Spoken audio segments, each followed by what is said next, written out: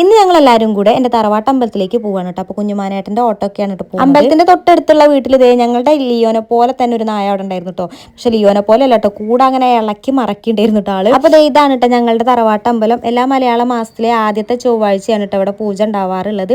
പിന്നെ ഞങ്ങൾ കുറച്ച് വഴിപാടും കാര്യങ്ങളൊക്കെ എഴുതാനുണ്ടായിരുന്നു. അപ്പോൾ അതൊക്കെ ചെയ്തതിന് ശേഷം പിന്നെ തൊഴാൻ നിൽക്കുകയാണ് കേട്ടോ. അപ്പോൾ അല്ലൂനാണെന്നുണ്ടെങ്കിൽ തൊഴും നല്ല കാര്യമായിട്ട് വേണ്ടത്. ഇവിടെ വന്നു കഴിഞ്ഞാൽ ഇനിയിപ്പോൾ ഏത് അമ്പലത്തിലായാലും വന്നു കഴിഞ്ഞാൽ അവനെന്തെങ്കിലും പായസമോ അങ്ങനെ എന്തെങ്കിലുമൊക്കെ കഴിക്കാൻ വേണം കേട്ടോ.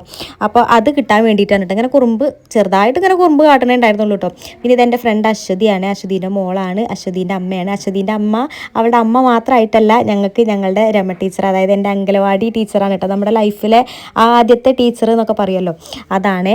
അപ്പോൾ അവർ വേറെ എങ്ങോട്ടോ പോകാനുണ്ടെന്ന് പറഞ്ഞിട്ട് അവർ തൊഴുതിട്ട് പോവാണ് കേട്ടോ. പിന്നെ അല്ലൂന് ഞാൻ നേരത്തെ പറഞ്ഞ പോലെ ഗണപതി ഹോമത്തിൻ്റെ ആ പായസം കൊടുത്തപ്പോൾ പിന്നെ ഭയങ്കര ഉഷാറായിട്ടോ. പിന്നെ അത് കുറച്ച് എന്താ പറയുക കവറിലും കൂടെ കിട്ടിയപ്പോൾ പിന്നെ ഒന്നും കൂടെ അങ്ങോട്ട് ഉഷാറായി എന്ന് പറയാം.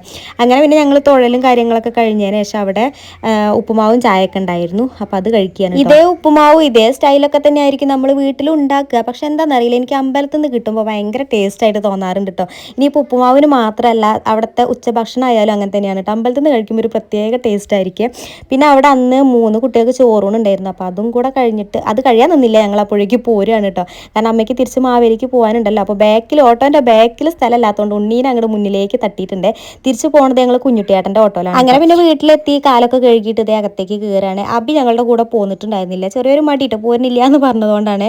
പിന്നെ അച്ഛനാണെന്നുണ്ടെങ്കിൽ വർക്കിന് പോയതായിരുന്നു, അച്ഛനും പോന്നിട്ടില്ല. പിന്നെ അമ്മ കുറച്ച് സമയം കഴിഞ്ഞേരം ഇവിടെ എത്തിയപ്പോൾ തന്നെ ഏകദേശം അമ്മയ്ക്ക് പോകാനുള്ള സമയമായിന്.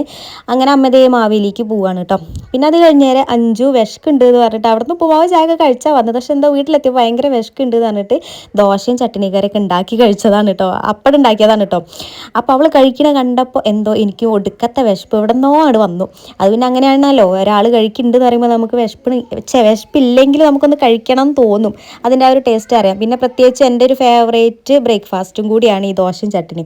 അപ്പോൾ അവൾ കഴിക്കണുണ്ടപ്പോൾ എനിക്കും കഴിക്കാൻ തോന്നി. ഞാനും അത് എടുത്തിട്ട് ഞങ്ങൾ സിറ്റൗട്ട് പോയിരുന്നിട്ട് ഇങ്ങനെ കഴിക്കാൻ കേട്ടോ. പിന്നെ പിള്ളേരാണെന്നുണ്ടെങ്കിൽ TV ഇട്ടിട്ട് അവരവിടെ നിന്നാണ് കേട്ടോ കഴിക്കുന്നത്.